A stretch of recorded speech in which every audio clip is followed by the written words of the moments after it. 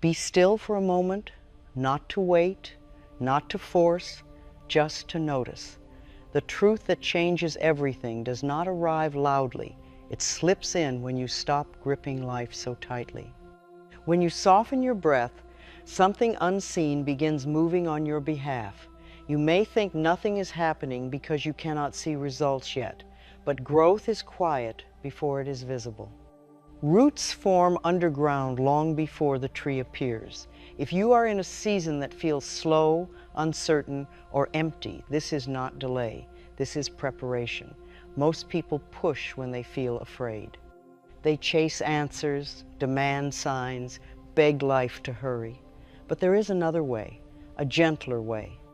And it works even when you're tired, even when hope feels thin, even when you don't know what the next step is. Here is the truth few are taught. What you need is not attracted by force, it is drawn by alignment.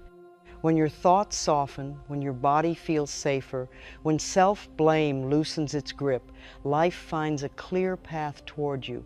Think of the nights when you replay everything that hasn't worked. The mornings you wake up bracing yourself.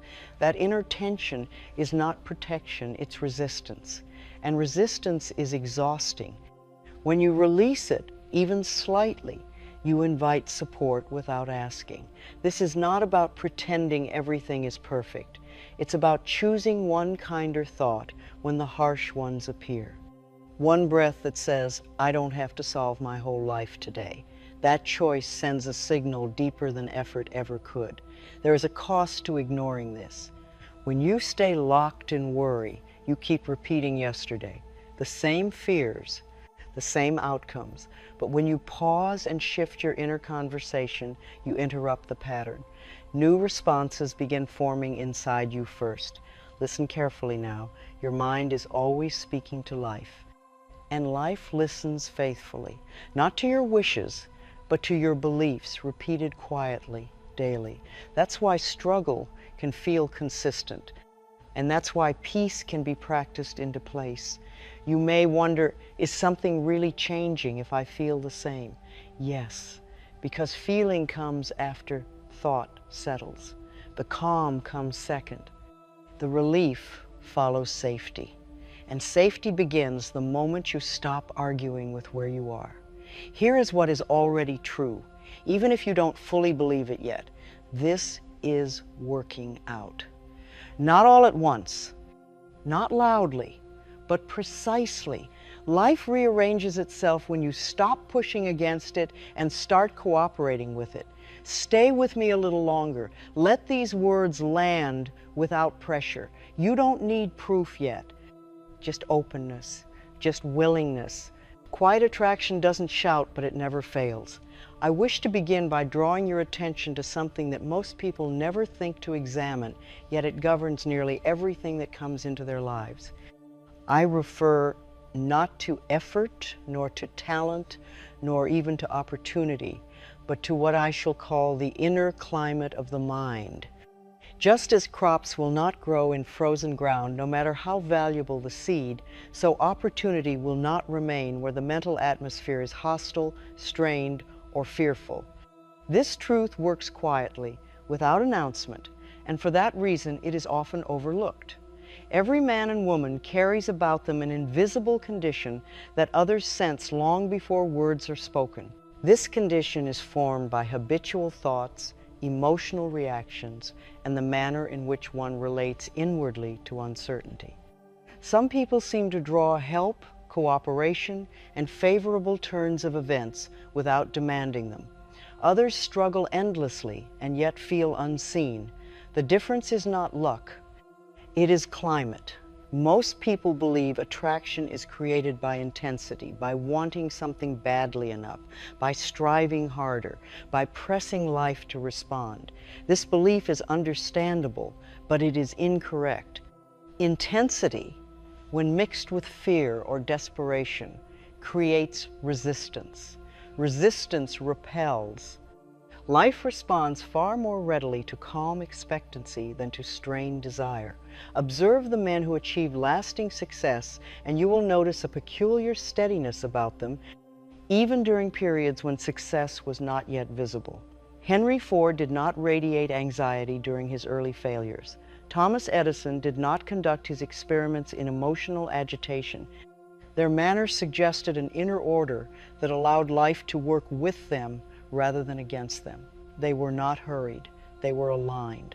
The inner climate is not created by pretending confidence where none exists. It is created by regulating reaction. A man may feel uncertain and yet refuse to panic. He may experience delay and yet refuse to condemn the process. This refusal to quarrel inwardly with conditions changes everything. It opens a channel through which assistance may travel. Many people unknowingly sabotage themselves by maintaining a constant state of inward tension. They replay mistakes, anticipate disappointment, and criticize themselves under the guise of motivation. This creates a mental environment so noisy and unstable that opportunity cannot take root. Life does not force itself into such conditions. It waits. You must understand that life is not persuaded by words spoken once, nor by wishes expressed occasionally. It responds to the tone that is held consistently. If the prevailing tone is one of self-doubt, urgency, or quiet resentment, the response will mirror that state. If the prevailing tone is one of composed expectancy, the response changes accordingly. This composed expectancy does not require certainty, it requires permission. Permission for events to unfold without constant interference. Permission for preparation to complete its work. Permission for unseen arrangements to mature. Most people interrupt this process by demanding immediate proof, and in doing so, they drive away the very thing they seek. Consider how successful individuals are perceived by others even before their success is widely known. They are described as grounded, dependable, and untroubled by minor setbacks. Others feel comfortable offering them assistance. Doors open quietly. Conversations unfold naturally. This is not coincidence. It is the outward effect of an inward condition. The inner climate also governs how long a person must wait. A mind filled with impatience lengthens delay. A mind at ease shortens it. This does not mean outcomes are rushed, but that resistance is removed. When resistance is gone, progress accelerates without strain. One of the most valuable discoveries a person can make is that calm is not passivity. Calm is control. It is the ability to remain inwardly balanced while outward conditions rearrange themselves. This balance is what attracts cooperation from people and circumstances alike. I have observed that men who master this inner climate are often described as fortunate. Opportunities seem to find them. Help appears at the right moment, yet these men do not chase such things. They prepare inwardly for them by maintaining order within their own thinking. This order is established through repetition. Not repetition of excitement, but repetition of steadiness. Each time a man chooses composure over complaint, he reinforces a condition that invites favorable response. Each time he restrains the urge to condemn himself or the process, he strengthens the very climate that allows life to assist him. Here is an affirmation that supports this practice, not as an emotional plea, but as a statement of inner order. I maintain a calm and orderly mind, and life responds to me in harmony. Speak this quietly. Speak it daily. Speak it especially when conditions feel uncertain. The subconscious mind responds to such repetition by adjusting expectation, and expectation governs experience. As this climate stabilizes, others will notice a change. They may not identify it, but they will trust you more readily. They will listen with greater attention. They will sense that you are not easily shaken. This perception draws opportunity in ways that effort alone never could. The truth that quietly attracts what you need is not force, nor struggle, nor intensity. It is alignment. Alignment between thought, emotion, and expectation. When these are brought into harmony, life moves naturally toward cooperation. This first understanding prepares the ground for everything that follows. Without it, effort is wasted. With it, even small actions become powerful. For when the inner climate is right, the outer world responds without being pushed. And this is how attraction truly begins, not loudly, not dramatically, but quietly, through the condition you choose to maintain within yourself. I wish now to lead you a little deeper, beyond the inner climate itself, to the quiet agreement that exists between your repeated thoughts and the manner in which life responds to you. This agreement is not written, spoken, or consciously negotiated, yet it operates with unfailing precision. Life listens faithfully, but it does not listen to what you say you want. It listens to what you assume to be true when no one is watching and no reassurance is present. Most people imagine that life responds to desire.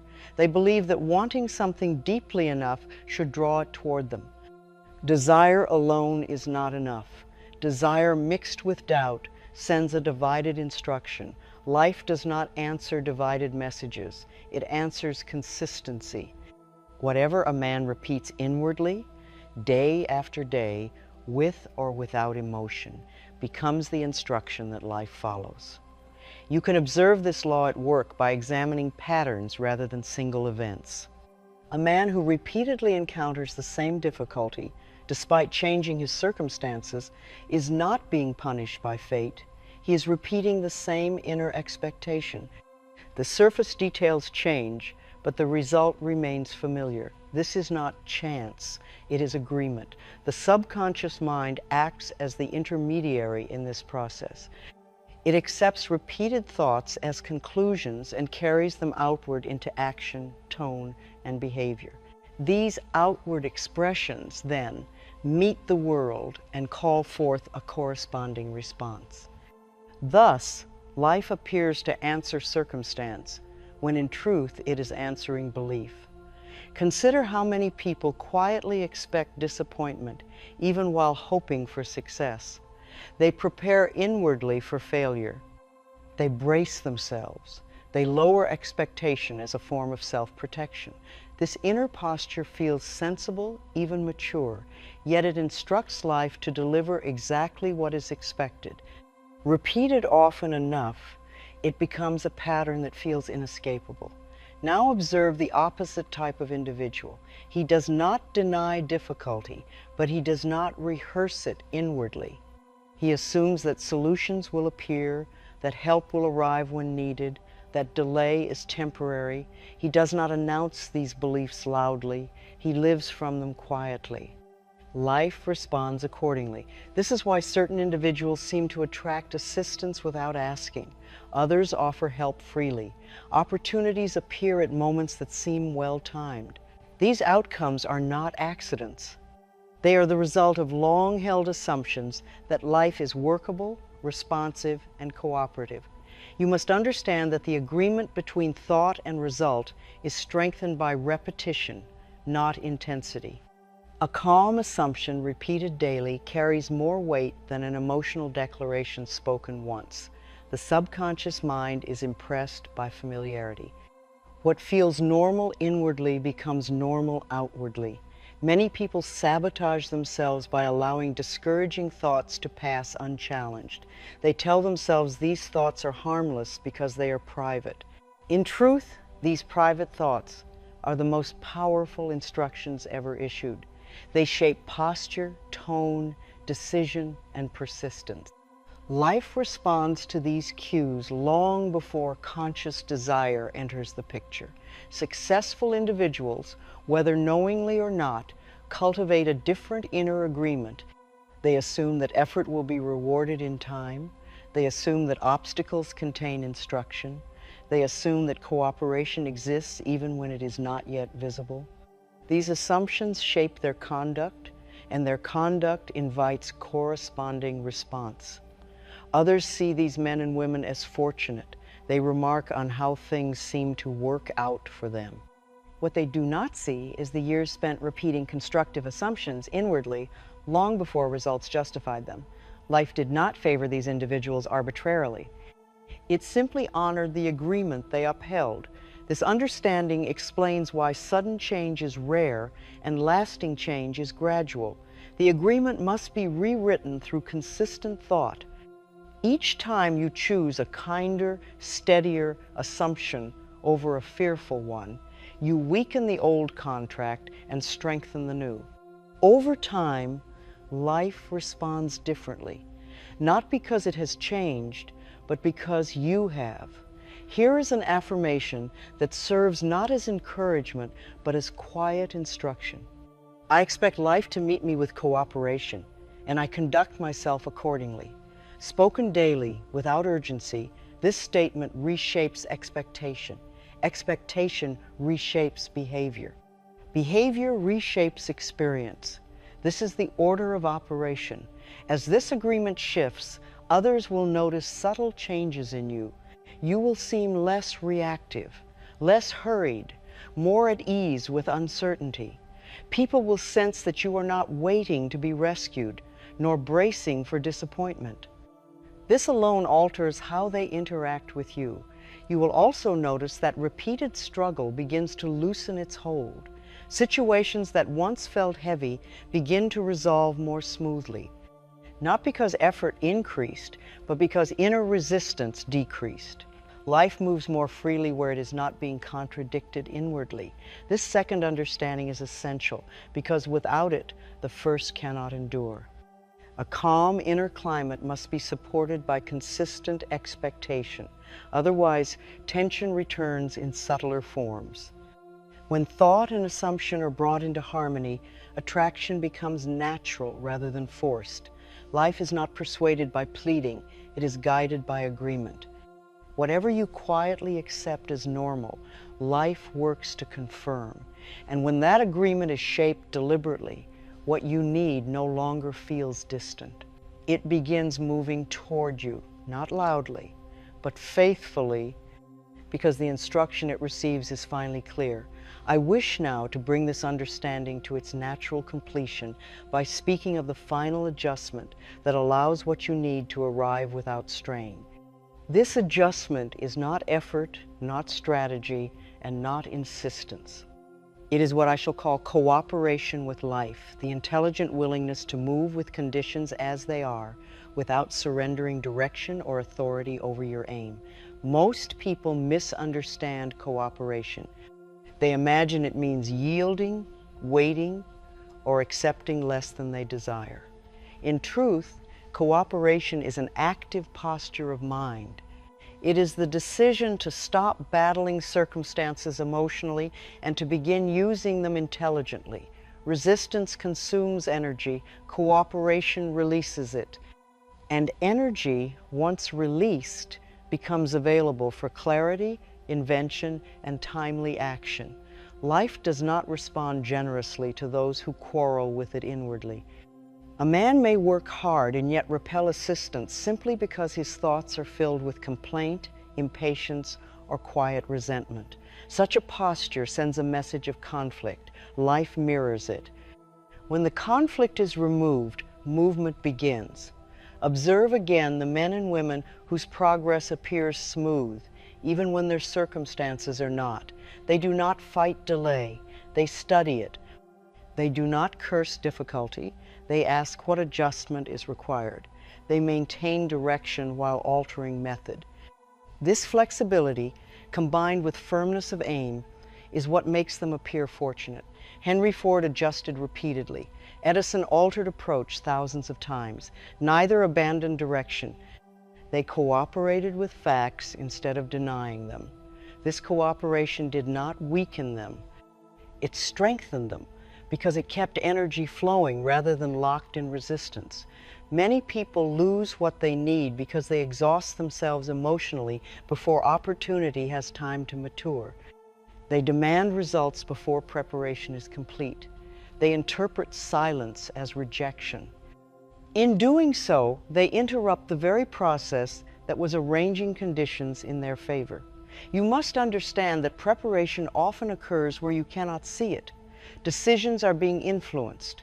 Paths are being cleared. Timing is being refined. When a man cooperates with this unseen preparation, he remains available. When he resists, he closes himself off. As cooperation becomes habit, something remarkable happens. The individual appears calmer under pressure. Others trust him with responsibility. They feel safe aligning with him. Assistance comes not because he demands it, but because his manner invites it. This is one of the quiet rewards of self-command. Cooperation also conserves time. A man who resists reality spends years fighting the same battles repeatedly. A man who cooperates learns once and advances. This difference alone can save decades of life that would otherwise be lost to repetition and exhaustion. This does not mean one abandons ambition. On the contrary, ambition becomes more effective. It is no longer scattered by emotional reaction. It is guided by reason. The individual knows when to advance and when to wait, not from fear, but from understanding. Here is an affirmation that supports this posture, spoken not as surrender, but as authority. I move with life intelligently, and life moves with me in return. Spoken regularly, this statement trains the mind to release needless struggle. As struggle fades, clarity replaces it. As clarity appears, the right action becomes obvious. Others will observe that you no longer appear hurried or defensive. You listen more. You respond rather than react. Your presence carries weight. Opportunities that once required pursuit now approach naturally because you are no longer blocking them with inward resistance. This final adjustment fulfills the promise that began quietly at the outset. What you need does not arrive through force. It arrives when the inner climate is ordered, when expectation is consistent, and when cooperation replaces conflict. Life is not something to be conquered. It is something to be worked with. Those who understand this truth stop shouting their desires and begin living as though assistance is already on the way. And when a man reaches that state, assistance rarely keeps him waiting long. I will now give you a long, deliberate exercise meant to be practiced slowly and returned to often. This is not an exercise of imagination alone, nor of emotion, nor of wish. It is an exercise of mental alignment designed to place you in quiet cooperation with the laws that govern attraction, timing, and assistance. If practiced faithfully, it alters not only what you think, but what is permitted to come into your life. Begin by choosing a time when you are not hurried. Sit where you can remain undisturbed. Let your posture be upright but unstrained. This position is important, for the body must reflect the order you are about to establish within the mind. Take several slow breaths, not to calm yourself artificially, but to signal that you are entering a period of deliberate thought rather than reaction. Now allow your attention to rest upon the condition of your inner world. Do not judge it, simply observe it. Notice whether your thoughts feel crowded, hurried, or tense. Notice whether you are silently rehearsing concerns, regrets, or unfinished matters. These observations are not meant to produce correction yet. Awareness must come before adjustment. Say inwardly, with firmness but without emotion, I am now placing my mind in order. Repeat this statement until it no longer feels foreign. This is the first act of cooperation. Next, bring to mind the idea of inner climate, as you would understand weather. Some days are stormy, some are calm, weather changes, but climate is shaped over time. Ask yourself quietly and honestly what sort of mental climate you have been maintaining. Has it been marked by trust or by strain, by expectancy or by caution, by steadiness or by inner argument? Do not excuse or defend what you find. Defense wastes energy. Simply acknowledge the truth of it. The moment you acknowledge it without resistance, you step out of conflict and into command. Now imagine your mind as a room in which life must enter to bring you what you need. Is the room orderly or cluttered? Is it quiet enough for a visitor to remain? Or is it filled with noise, tension, and restless movement? This image is not fanciful. It is instructional. Life does not enter disorder willingly. Say inwardly, I make room for what I need by ordering my thoughts. Allow this statement to settle. Now turn your attention to the thoughts you repeat most often when nothing is going well. Not the thoughts you share with others, but the ones you return to privately. These are the thoughts that shape agreement. Notice their tone. Are they impatient? Are they doubtful? Are they resigned? Again, do not argue with them. Observation precedes authority. Choose one such thought, only one, and hold it in awareness. Then ask yourself whether this thought invites cooperation or resistance. Ask whether it prepares the way for assistance or quietly blocks it. The answer will be clear if you remain honest. Now, without force, replace that thought with one that feels slightly steadier, not grand, not dramatic, simply steadier. For example, instead of "this is not working," allow "this is arranging itself." Instead of "I am behind," allow "I am preparing." These are not affirmations meant to excite emotion. They are assumptions meant to restore order. Repeat your chosen thought slowly several times. Speak it as though you expect it to become familiar. Familiarity is the language of the subconscious. Remain still for a few moments and notice what shifts. The shift may be slight, that is sufficient. Quiet change is durable. Now bring your attention to cooperation. Recall a recent situation that caused frustration or impatience. See it again, but this time remove judgment. Ask yourself what the situation required rather than what it denied. Every circumstance asks something of you, an adjustment, a pause, a different approach. Resistance asks only that you suffer. Say inwardly, I work with conditions as they are, without surrendering my direction. Hold this statement until it feels settled rather than hopeful. Now consider your direction not in terms of ambition, but in terms of usefulness. Ask yourself what kind of person you are becoming through your efforts. Are you becoming steadier, more capable, more composed? Direction is not only where you are going, it is how you are forming along the way. Imagine yourself several years from now having practiced calm expectancy and cooperation daily. Notice how others respond to you. They speak differently. They listen more closely. They trust your judgment. You appear reliable, not because you claim certainty, but because you no longer quarrel with uncertainty. This image is not fantasy, it is rehearsal. The mind responds to rehearsal by preparing behavior. Now say aloud, slowly and distinctly, I expect life to meet me in cooperation, and I conduct myself accordingly. Speak this statement daily, not with urgency, with quiet authority. Remain seated and allow your breathing to return to its natural rhythm. Let your mind rest without seeking further instruction. Rest is not idleness here. It is integration. Before concluding the exercise, make one final recognition. Attraction does not require effort when resistance is removed. Assistance does not need to be summoned when cooperation is present. Timing does not need to be forced when preparation is allowed to complete itself. Say inwardly, I permit what I need to approach in its proper time. This is not surrender, it is alignment. As you rise from this exercise, do not expect immediate outward change. Expect inward steadiness. That steadiness is the signal that the exercise is working. Outward change follows inward order, always. Practice this exercise daily, even briefly. Especially briefly. Consistency matters more than duration. Each repetition strengthens the inner climate, clarifies the agreement you hold with life, and deepens cooperation. Over time, you will notice that struggle lessens. Not because effort ends, but because friction does. You will notice that help appears where none was sought. Decisions clarify without strain. Delays shorten.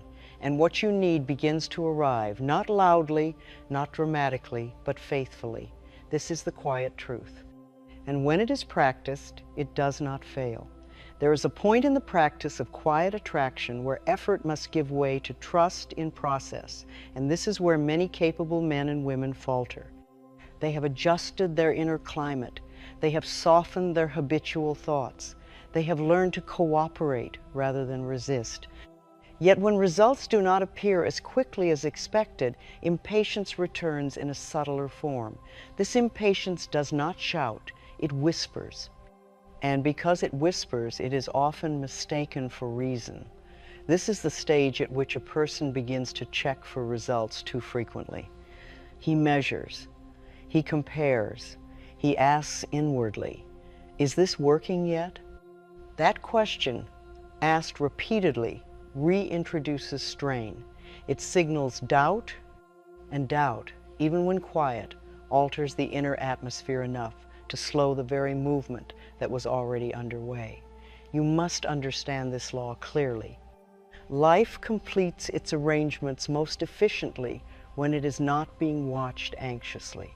A watched pot, as the old saying goes, does not boil, not because heat is absent, but because impatience interferes with rhythm. Life operates according to rhythm, not urgency. Men who appear to attract what they need with ease have learned to release their grip at precisely the right moment. They do not abandon direction. They abandon interference. This distinction is critical. Direction provides orientation. Interference introduces friction. Consider how many years are lost by those who do everything correctly but refuse to let go of timing. They prepare, they align, they persist, yet they remain inwardly tense, scanning constantly for evidence. This tension consumes the very energy that should remain available for recognition when opportunity finally arrives. The men I studied who achieved enduring success possessed an uncommon patience, not the patience of waiting idly, but the patience of quiet confidence. They did not behave as though life needed to be supervised. They behaved as though cooperation was already in motion. This posture made them receptive. When the moment arrived, they were present enough to recognize it. Others, less composed, often miss opportunity, not because it fails to appear, but because they are too preoccupied with worry to perceive it. Opportunity rarely announces itself with certainty. It often arrives disguised as a suggestion, a conversation, a small opening. Only the unhurried mind notices these things. At this stage, your task is not to do more. It is to remain internally available. Availability is a mental condition. It is the absence of defensive expectation. It is the willingness to be surprised rather than confirmed. Life responds generously to such openness. People who master this stage begin to exhibit a remarkable quality. They no longer appear desperate for outcome. Others sense this immediately. They feel safe around such a person. They feel that conversation may unfold without pressure. They feel that cooperation will not be exploited or rushed. This perception alone attracts assistance more powerfully than persuasion ever could. This is why many opportunities arise through people rather than events. And people respond not to neediness, but to steadiness. When your manner suggests that you trust timing, others are willing to invest their time, ideas, and influence in you. When your manner suggests urgency, they instinctively withdraw. At this level of practice, repetition becomes more subtle. You are no longer repeating affirmations to convince yourself. You are repeating conduct. You are practicing restraint where you once pushed, silence where you once argued, observation where you once reacted.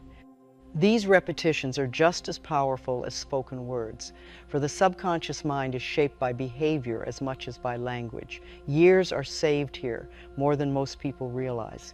For this is the point at which many abandon their path prematurely, believing nothing is happening.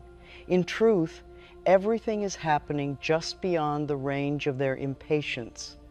Those who endure this interval without interference often find that results arrive suddenly, fully formed, and with far less struggle than anticipated. When this happens, it may appear to others as luck. They will say things fell into place for you. They will remark on your timing. They will call it coincidence. You will know better. You will know that what arrived did so because the inner conditions were finally stable enough to receive it. Here is an affirmation suited to this stage, not to summon action, but to sustain readiness. I remain steady, receptive, and aligned. I allow results to arrive in proper order. Speak this affirmation not when you are anxious, but when you are calm. Calm repetition deepens trust. Trust maintains alignment. You may also notice that your relationship with time changes here. You no longer experience delay as loss, you experience it as spacing. Space allows discernment. Discernment prevents error. Many years are lost, not because progress is slow, but because progress is rushed and must later be undone.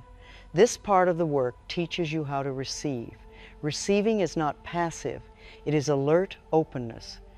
It is the ability to accept assistance without suspicion, to recognize opportunity without fear, and to act without inner conflict when the moment presents itself. As you remain in this posture, life responds by increasing responsibility. More will be placed in your care, not because you demanded it, but because your manner demonstrates capacity. Capacity is always rewarded quietly but unfailingly. Eventually, this way of being becomes natural. You no longer think in terms of attracting, you think in terms of alignment. Attraction becomes a byproduct rather than a goal. Life feels less like something you must manage and more like something you participate in intelligently. This is the stage where quiet attraction becomes identity. You are no longer practicing principles, you are expressing them. Others feel this without explanation. They respond accordingly. And this is why the truth that quietly attracts what you need does not need advertisement. It reveals itself through steadiness, patience, and an unforced confidence that life, when met correctly, responds in kind. When you reach this point, struggle does not disappear, but waste does. And waste is what consumes lives. That is why this part matters so deeply. I will now add a fifth part, and I will make it expansive, reflective, and deliberate, because this final part concerns the stage where alignment matures into character. At this point, the truth that quietly attracts what you need is no longer something you practice at set times. It becomes the manner in which you live, think, and respond when no one is instructing you and no outcome is being measured. There is a moment often unnoticed when a person stops asking whether life will respond and begins living as though response is already woven into the order of things. This is not arrogance. It is not blind confidence. It is settled understanding. And once this understanding takes hold, the individual ceases to live defensively. Defense is costly. It consumes attention, energy, and time. The undefended mind is free to observe, discern, and act with precision. Most people never reach this stage because they remain occupied with managing results. They count progress, measure approval, and weigh every effort against immediate return. This habit keeps the mind tethered to surface appearances. The deeper movements of life pass unnoticed. Years are lost this way, not because nothing is happening, but because attention is fixed on the wrong level. Those who quietly attract what they need have learned to release the habit of constant evaluation. They are no longer asking, am I succeeding? They are asking, am I aligned? This single change in question alters everything. Alignment governs outcomes more reliably than effort ever could. At this stage, a man's confidence no longer rises or falls with circumstance. It rests in his manner of thinking. He trusts his capacity to respond intelligently to whatever appears. This trust is not theoretical. It has been proven through repeated experience. He has seen life rearrange itself too many times to doubt the process. Others sense this immediately. They feel that such a person is not easily thrown off course.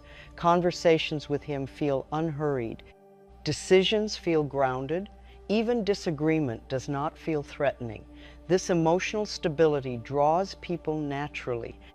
Assistance arrives not because it is requested, but because others feel that their contribution will be received wisely. It is here that attraction becomes almost invisible. Opportunities are no longer chased. They arise through relationship, suggestion, and timing. A conversation leads to an opening. An idea meets a receptive listener. A small decision produces disproportionate results. To the untrained eye, this appears accidental. To the trained mind, it is the natural outcome of sustained inner order. One of the clearest signs that this stage has been reached is the disappearance of resentment. Resentment is resistance in disguise. It signals that the individual still believes life owes him something. When resentment dissolves, cooperation becomes complete. The individual no longer measures fairness. He measures usefulness. He asks, how may this be used, rather than why did this happen? This change alone saves enormous time. Resentment freezes progress. Usefulness accelerates it. A man who uses everything, delay, difficulty, even loss, moves forward, while others remain fixed in argument with the past. At this level, repetition takes on a quieter form. Affirmations may still be spoken, but more often they are lived. The individual repeats patience, he repeats restraint, he repeats clarity. These repetitions shape identity, and identity, once formed, attracts corresponding experience without effort. You will notice also that fear no longer dominates decision. Caution remains, but fear loses authority. The individual understands that uncertainty is not danger. It is simply incomplete information. He does not wait for certainty. He waits for readiness. Readiness is inward.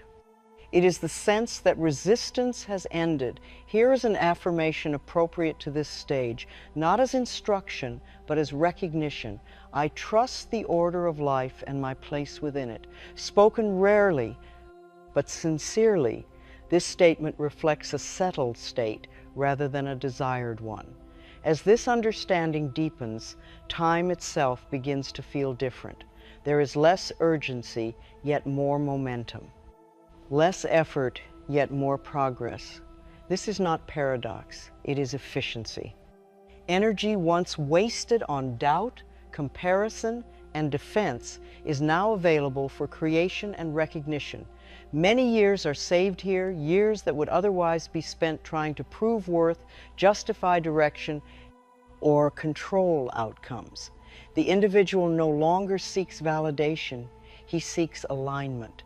Validation follows naturally. Those who live in this manner often become quiet centers of influence. Others bring them ideas, problems, and opportunities. They are trusted not because they promise results, but because they demonstrate steadiness. This steadiness is rare, and life makes use of rare things.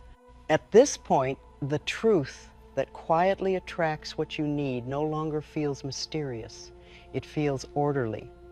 You see clearly that life responds to tone, not noise, to consistency, not urgency, to alignment, not force.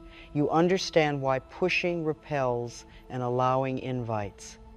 And because you understand it, you no longer struggle against it. Struggle may still appear outwardly, but inwardly there is peace. Peace is not inactivity. It is freedom from unnecessary friction. It is the condition that allows intelligence to function without interference.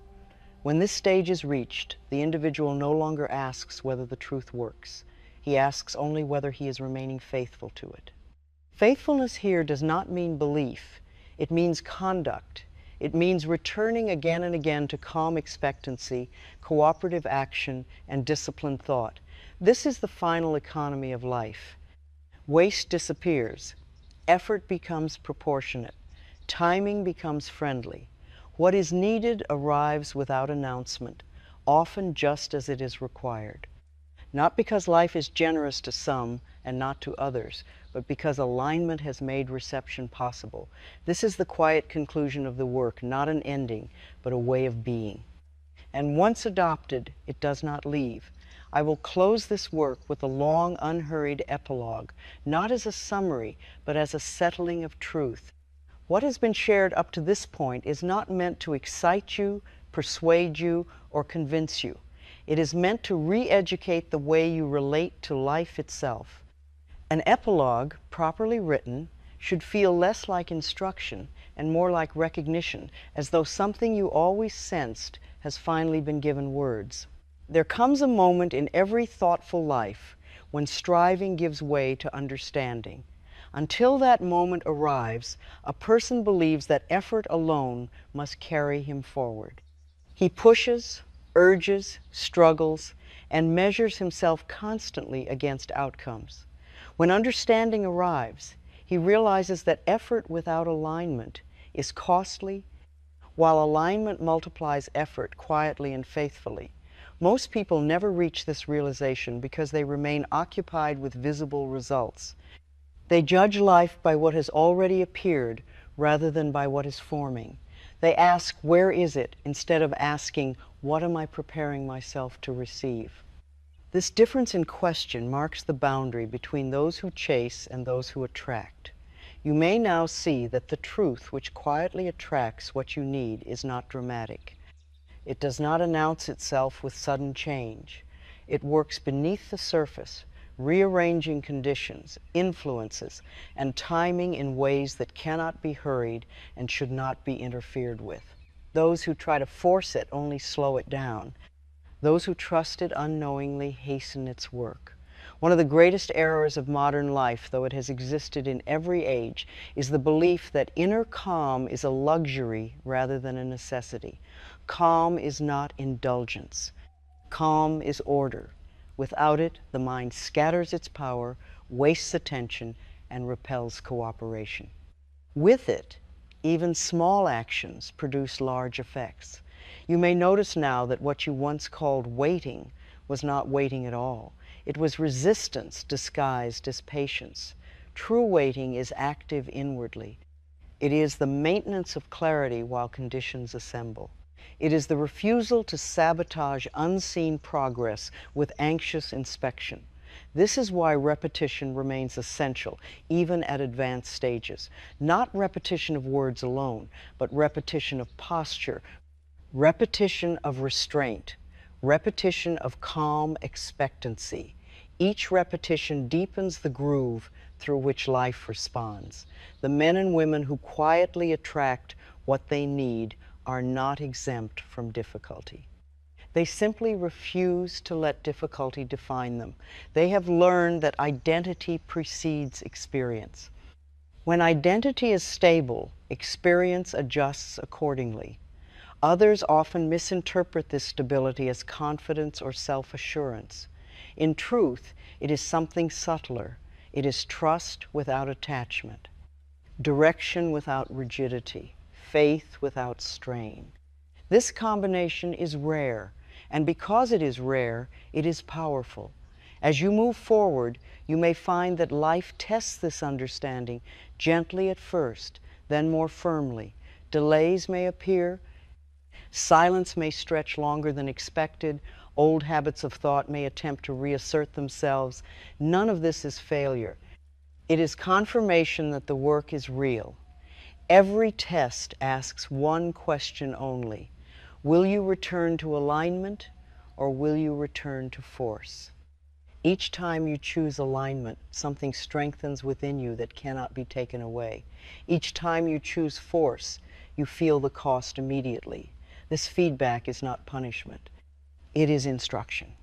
You will also discover that attraction does not always bring what you expected, but it brings what is needed. Often, the mind clings to form while life delivers substance. Those who insist on form feel disappointed. Those who recognize substance feel supported. This distinction alone saves years. Many lives are spent chasing specific outcomes while ignoring the opportunities already present. When alignment deepens, perception sharpens. You see what is useful instead of what is missing. Usefulness accelerates progress far more reliably than insistence. There will come a day, quiet, unremarkable on the surface, when you realize that you are no longer bracing yourself against life. You are no longer rehearsing disappointment. You are no longer demanding proof before proceeding.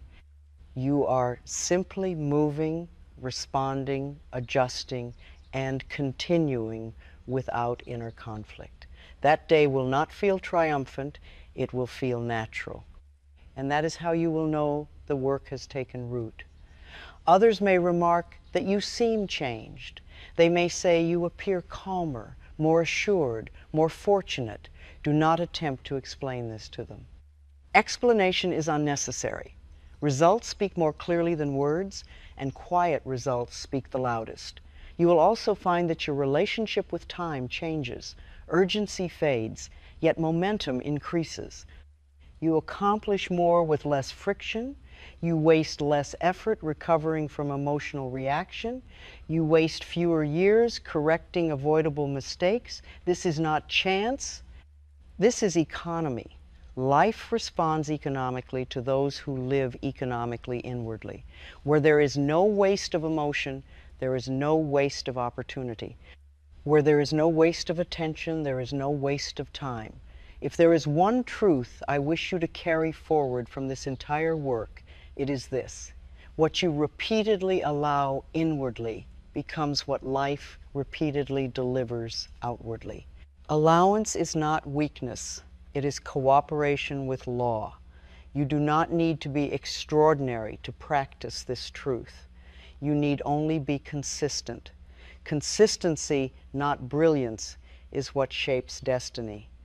Small inner adjustments, faithfully maintained, outperform grand efforts fueled by strain. One day you will look back not with regret, but with clarity, and recognize that the period when things felt slow was the period when everything was being arranged correctly. You will see how many errors were avoided because impatience did not prevail. You will see how many years were saved because struggle was replaced with understanding. That realization will be quiet. It will not demand celebration. It will feel like peace earned honestly.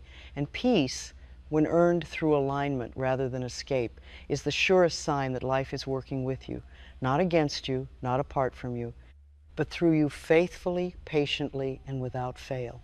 That is the truth that quietly attracts what you need. I will offer one more closing, not because something is missing, but because some truths must be rested in, not merely understood. This final epilogue is meant to feel like standing still after a long walk, when the body finally recognizes how far it has come and the mind no longer feels the need to hurry. There is a subtle transformation that occurs when a person stops trying to extract something from life and begins to participate in it intelligently. Before this shift, effort feels like bargaining. One gives energy and waits anxiously for return. After the shift, effort feels like contribution. One gives energy because it is the natural expression of alignment. Life responds differently to these two postures. Most people exhaust themselves trying to secure outcomes. They push for certainty, demand assurance, and grow weary when results do not appear on schedule. What they do not realize is that certainty is not the cause of progress. It is the byproduct of sustained alignment. Those who wait for certainty before proceeding wait a lifetime. The men and women who quietly attract what they need do not live without desire. They live without desperation. Desire gives direction. Desperation introduces distortion. Distortion clouds judgment. When judgment is clouded, timing is missed, and opportunity slips past unnoticed. At this stage of understanding, you may begin to notice how rarely life truly blocks you. What it blocks is haste. What it blocks is insistence. What it blocks is the attempt to control form rather than govern preparation. When you govern preparation, form takes care of itself. You will also begin to see that many of the things you once believed you needed were merely symbols. Security was a symbol for trust. Success was a symbol for usefulness. Recognition was a symbol for self-respect. When these deeper needs are met inwardly, life supplies their outward equivalents with far less struggle. This is why quiet attraction feels effortless to those who practice it. They are no longer chasing symbols. They are cultivating substance. Substance attracts form naturally. One of the greatest freedoms that arises at this point is freedom from comparison. Comparison is resistance in disguise. It assumes scarcity. It assumes delay. It assumes that another's progress diminishes your own. Once alignment deepens, these assumptions lose credibility. You no longer measure yourself against others. You measure yourself against clarity. Clarity is the only standard that matters. As clarity becomes stable, your actions become simpler. You do fewer things, but you do them with greater presence. Presence magnifies effectiveness. A single conversation held with presence can alter direction more than months of distracted effort. Others will feel this presence when they are with you. They may not understand why they trust your judgment, but they will. They may not know why they feel heard, but they will. These responses are not flattery. They are recognition of alignment. At this point, life begins to use you differently. You are entrusted with responsibility, not because you seek it, but because you demonstrate readiness. Readiness is always quieter than ambition. It shows itself through steadiness rather than assertion. There will still be moments when uncertainty appears. Alignment does not eliminate uncertainty. It changes your relationship to it. Uncertainty becomes information rather than threat. It becomes something to work with rather than something to escape. This change alone prevents enormous waste. How many years are lost trying to escape uncertainty instead of learning from it? How many decisions are delayed because reassurance is demanded first? When you no longer fear uncertainty, movement resumes naturally. You may also notice that gratitude arises without effort. Not gratitude as obligation, but gratitude as recognition. Recognition that life has been responding all along, though not always in the ways you expected. Recognition that preparation was happening even when nothing seemed to move. This recognition softens the past. It removes bitterness. It allows you to reinterpret earlier struggles, not as mistakes, but as shaping forces. This reinterpretation is not self-deception. It is perspective gained through alignment. Perspective is one of the greatest attractors there is. A person with perspective does not panic, does not overreach, does not cling. Life finds such a person workable. If ever you feel yourself slipping back into urgency, return not to technique, but to posture. Ask yourself not, what must I do, but how am I relating to this moment? Posture determines response more reliably than strategy. As this final epilogue settles, allow yourself to accept a simple truth without argument. You do not need to strain to be met by life. You need only remain ordered enough to recognize what is already approaching. Life moves constantly. It rearranges endlessly. When you stop resisting its movement, you feel carried rather than pushed. That is not weakness. That is intelligence. And intelligence, patiently applied, attracts exactly what is needed at the moment it can be used wisely. Remain there. That is enough. I will give you one final epilogue, and I will let it unfold slowly, deliberately, without urgency. Because what follows is not meant to instruct you further, but to settle you permanently into understanding. This is the kind of closing that is not read once and forgotten, but returned to when the world grows loud again and the mind is tempted to rush, force, or doubt what it already knows. There is a quiet dignity that enters a person's life when he no longer feels compelled to wrestle with it. Before this dignity appears, effort is restless. Thought is scattered. Action is driven by urgency rather than intelligence. After it appears, effort becomes purposeful. Thought becomes economical. And action carries weight because it is no longer diluted by inner conflict. Most people never experience this shift because they confuse motion with progress. They believe that if they are busy, they must be advancing. Yet busyness without alignment is merely activity consuming time. Alignment, even when outward movement is slow, conserves time. This distinction is one of the most valuable a person can ever grasp because it determines whether years are invested or wasted. You may now understand why so many lives appear full yet feel empty. The effort was real, the exhaustion was real, but the direction was uncertain, and uncertainty is costly. It demands constant checking, constant reassurance, constant emotional adjustment. Over years, this cost becomes unbearable, and hope quietly withdraws. Hope does not withdraw because life is cruel. It withdraws because the mind has been overworked without order. When order returns, hope does not rush back dramatically. It settles. It becomes less of a feeling and more of a condition. A condition in which you no longer feel at odds with time, with circumstance, or with yourself. This is where true attraction begins, not attraction as a technique, but attraction as a byproduct of inner economy. When nothing is wasted inwardly, nothing essential is withheld outwardly.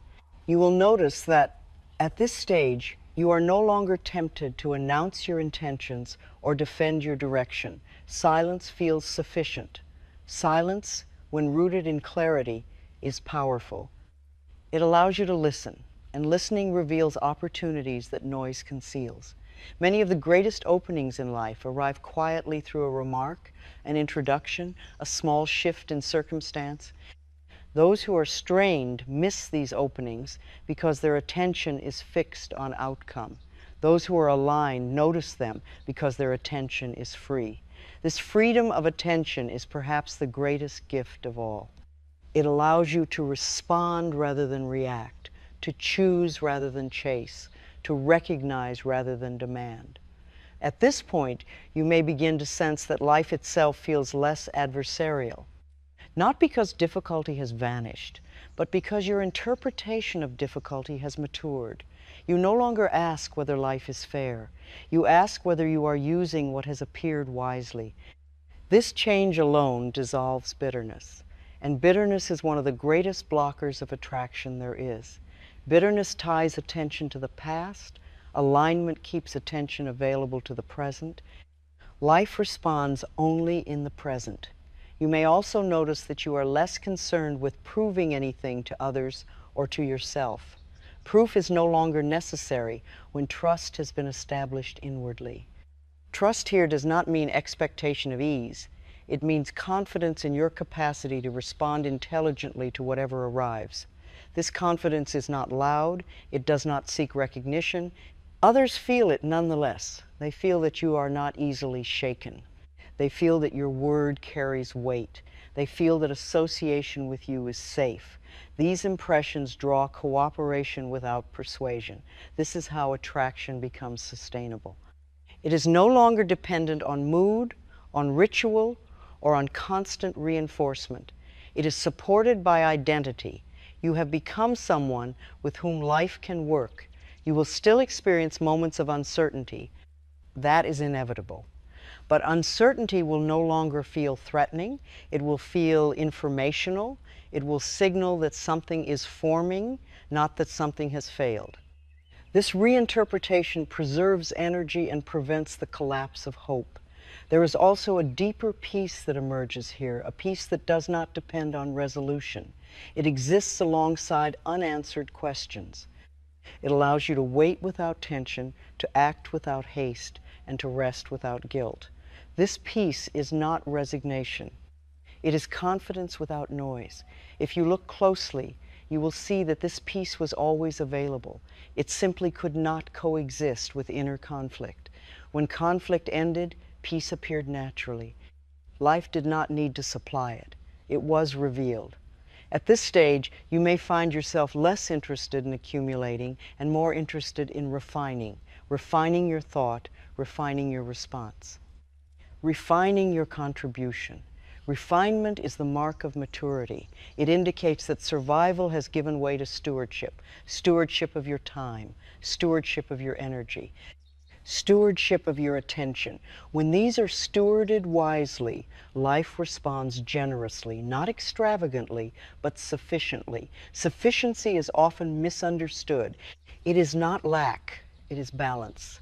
And balance allows continuation without strain. Many people exhaust themselves chasing abundance while neglecting sufficiency. Sufficiency, once established, becomes the foundation upon which abundance rests securely.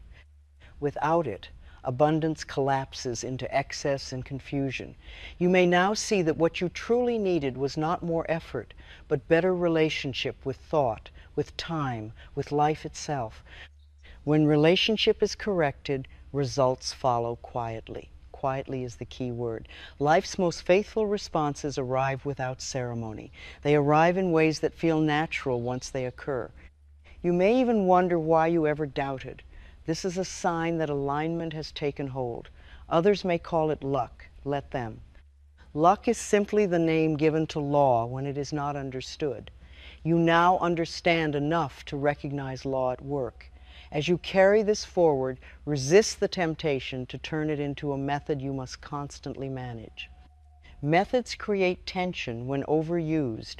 Let this understanding express itself through conduct rather than constant mental effort. Trust what you have practiced. If you ever feel yourself slipping back into force, return to one simple question: am I aligned or am I interfering? That question alone will save you years. In closing, accept this without debate. Life is not withholding from you. It has been responding faithfully all along to your inner condition, your repeated thoughts, your posture toward uncertainty, and your willingness to cooperate. Now that those elements are ordered, response becomes easier, clearer, and more timely. Nothing mystical has occurred. Nothing dramatic is required. Only intelligence, patience, and quiet fidelity to what you now know. Remain there. That is the final work.